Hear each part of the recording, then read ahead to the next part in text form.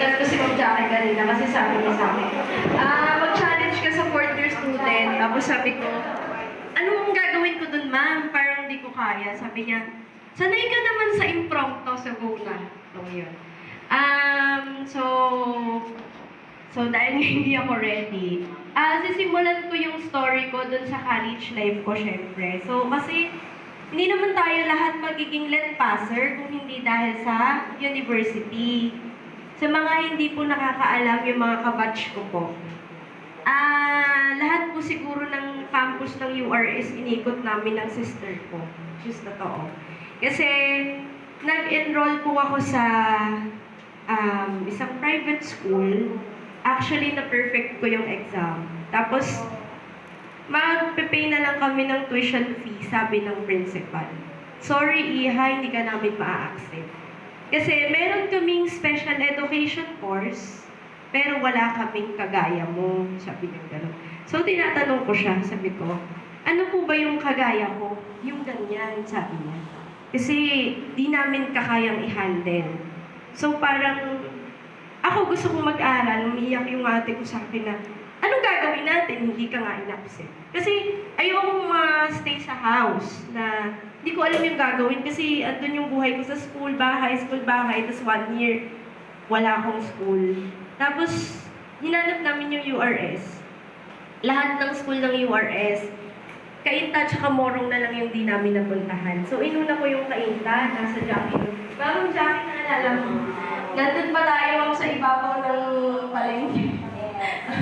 Yun. Tapos, sabi ng dean ng school na naging personal mother ko, sabi niya, may course kaming SPED, pero first time ka namin i-handle. Paano ka magre-report? Paano ka makikisabay? Sabi ko, ma'am, kaya ko mag-report. Yung magsulat sa blackboard, kaya ko yun. Sabi niya, no, different. Pero I challenge you.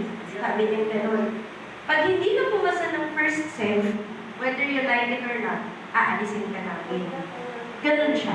Pero, sabi ko, sige po ma'am, kasi wala ng school na nag-accept sa akin. So, I'm thankful to URS Kainta family kasi alam ko, kahit sobrang hirap ng mga professor sa akin, naalala ko kasi Ma'am Jackie noon kasi English teacher ko siya. English teacher namin si Ma'am Jackie. Tapos, meron siyang pinapa-arrange sa board. Tapos sabi niya, agad let's tayo. Pupunod ako sa classroom, tapos 3 kayong magkaharap-harap dyan. Sino yung makakapag-tama ng word na yan. I-arrange siya alphabetically. Tapos nung nabunot niya ako, nakatingin siya. Sabi niya, hindi ko alam kung inaabot ko yung pen and pen sa'yo. Kasi kaya mo ba talagang magsulat sa board? Sabi ko, ma'am, kaya mo. Tapos nung nagsulat ako noon, in-arrange ko yung nauna akong natapos dun sa mga kasabayan kong regular.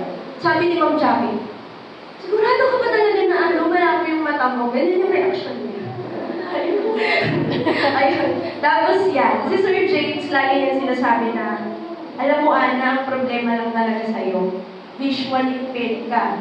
Pero kaya mo makipagsabayan higit sa sighted. Nababasa mo nga yung tula na hindi nila kayang basahin mo. Napapronounce mo ng maayos, gano'n siya. So ako, nag-take ako ng lead 5 times. Pero, ang nakadeclare lang sa PRC is 4 times. Kasi nung first time, nag-take ako, pagka-graduate ko pa lang, laging sinasabi ng URS professors, all curriculum kayo, mag-take kayo agad. Kasi pag yung curriculum, mahirapan kayo. So, parang kami, kabado. Sige naman, take na lang. Yung sister ko, nag-work siya sa review center, tapos pinasok niya ako doon. Review, kasi, gusto kong makapasal na. Ganun yung struggle ko doon. Tapos, dumating yung LED, swerte kayo guys, kasi yung mga nag-take ng LED, binabasa niyo yun on your own. Ako, dependent ako sa guide. Sobrang hindi ko malilimutan yung reader ko, kasi nag-exam na yung mga kasabayan ko, ako hindi pa din. Tingin ako ng tingin, sabi ko, paano kaya ako mag-exam? Late yung reader ko na dumating. Tapos, ang challenge doon, meron siyang cleft palate. Yung alam niyo yun, pag nagsasalita siya, hindi maintindihan. Sabi ko, hala, spend yung course ko, pero hindi naman naturo ni Ma'am Jackie kung paano, nila Ma'am Lab, kung paano intindi ng ganitong,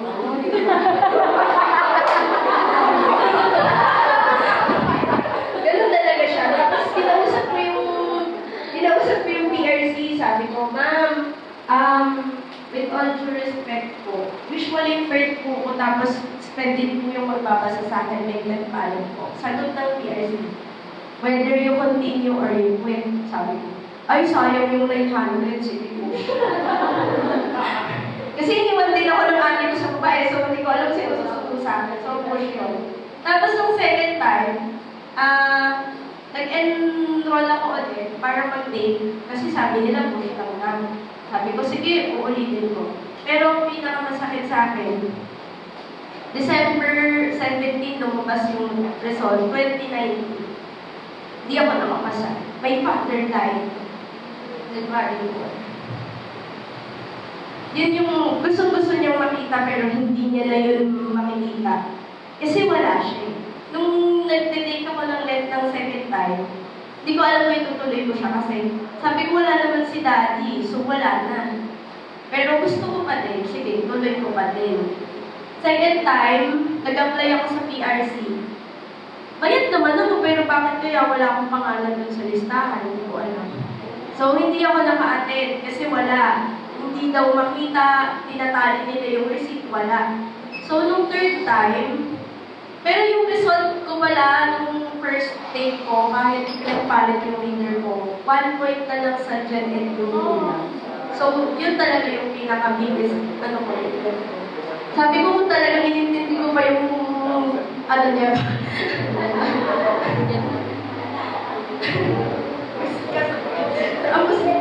Parang laging sinasabi ni Ma'am Marge, alam mo ba, proud pa din ako sa'yo. Kasi kung ako yun, baka kahit 1 point hindi ako nakasagot. So, ibig sabihin, normal yung leader mo, top-notcher ka pala kayo. Tapos, yun nga, nung nag-third take ako, sabi ko, ay, papasa na ako kasi, hindi ako na-trip yung center, wala na akong pera sabi ko. Tapos, sabi ng mama ko, last na yun na, pag di ka pumasa, huwag ka na mag-delay. Kasi parang, sayang yung pera, magtrabaho ka na lang, kasi syempre may nangyari kami gano'n. Tapos, lumabas yung result, May 19 na. So, Mother's Day yun. Hindi ako sabi ko, ay, wala akong regalo sa mama ko kasi hindi ako pumasa. Tapos, sabi ko, ma, pautang ako 1,000. Ayun siya sabi, ang dami ko sa pera. Magte-take ako ng left. Huwag na, sayang lang. Sabi ko, oo na, pag magte-take ako ngayon, kasi 1 point na lang uli yung kulang, laging hindi pumapasa. Sabi ko, pag hindi mo nakapasa, papayaran kita. Sabi ko, tapos, December 7, sabi ko, lalabas na daw yung, bago mag-December 7, lumabas yung result ng ibang board. Sabi ni Mami Ina, anak, hindi ka na naman pumasa. Sabi ko, okay lang. Sabi ko, bakit kaya gano'n? Nakikita niyo yung result ng LED, pero hindi ko makita.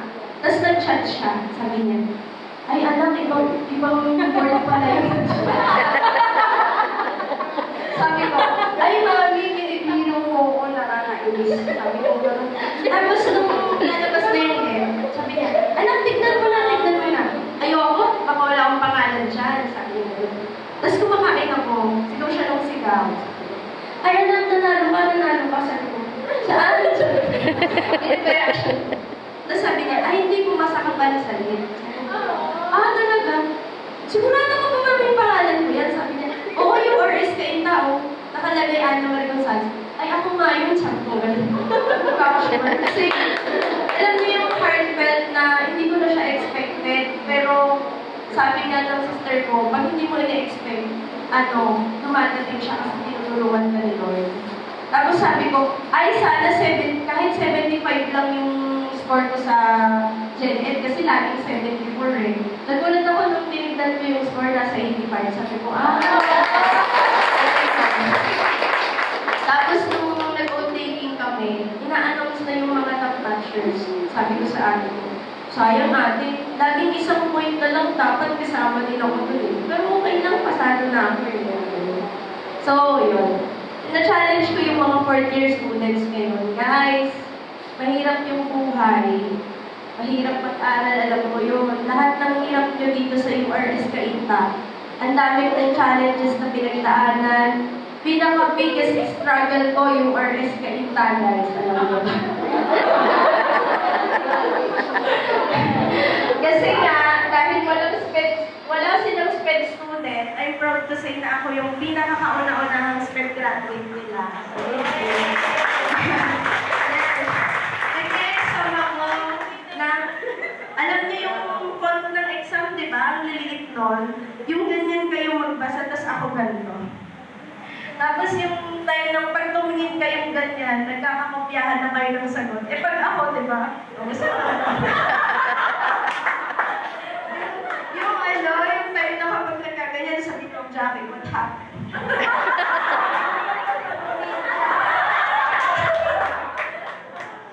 Tapos, minsan yan si Ma'am March madalas yan. Sabihin niya, yung time na ng exam, guys, time na ng exam, tapos makikita niya yung mukha ko, ay, Ana, hindi kita na ipagpa-large print. Sabi ko, hindi ma-push. Okay. May nagre-react. Lagi siya. May umaapila. May pag-print ng large print kapag nakita niya na yung mukha ko. Pero pag hindi, ayun. Kaya sandali, kausapin ko muna si Hazel, i-print muna kita. Take ka dyan. Pero sobrang thankful ako sa URS Cainta kasi kung hindi nila ako tinanggap, kung hindi sila naghirap sa akin, wala ako dito sa posisyon ko ngayon. Kaya sina-challenge ko kayo guys na kayo din, maging inspiration kayo sa iba. Lalo na sa mga fourth year future top-notchers. Guys! Madali lang naman daw kasi sabi ni Sir James, bugan lang naman ang katapat niya. Yun.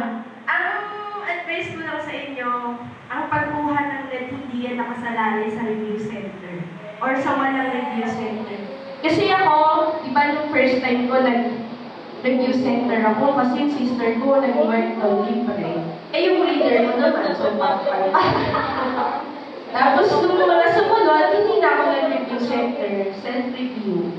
Basta, ang ibigay ko sa inyong advice, meron kayong dapat tandaan. Siyempre, yung tiwala sa sarili nyo na kaya nyo. Siyempre, yung mag-pray kayo kay God at magtiwala kayo na ibibigay niyo yun kasi yun yung desire ng heart nyo. Pero ang tatlong technique dyan is yung motivation nyo, yung desire nyo, tsaka yung goal nyo. Ano yung ibig kong sabihin? Yung motivation nyo na anong kukunin nyo? Gusto nyo maging licensed professional. Yun yung goal nyo. So, yun yung mag-motivate sa inyo. Tapos, yun yung magiging perseverance nyo na pursue at pursue kahit mag-fail kayo ng mag-fail. Go lang. Kasi wala namang sinabi yung PRC na pag naka-25 times kayo, hindi na kayo magaling na teachers. Diba? And I also challenge to our new licensed passers. Guys, hindi ito andito yung tagumpay natin, oo, nagsiselebrate tayo. Pero ito lang yung simula ng pinakamahirap na struggles natin sa buhay, diba? Tayo na ngayon, sabi nga ng mga professors natin sa URS nun, dati nung mga maliliit kayo, kung tignan nyo kami, ganyan, no? O ngayon, dadating ang panahon, pag kayo na yung nakatayo dun sa gitna, titignan din kayo ng, lalo naman sa mga elementary students. Mga estudyante nyo, titignan kayo mula ulo hanggang paa. Ganun.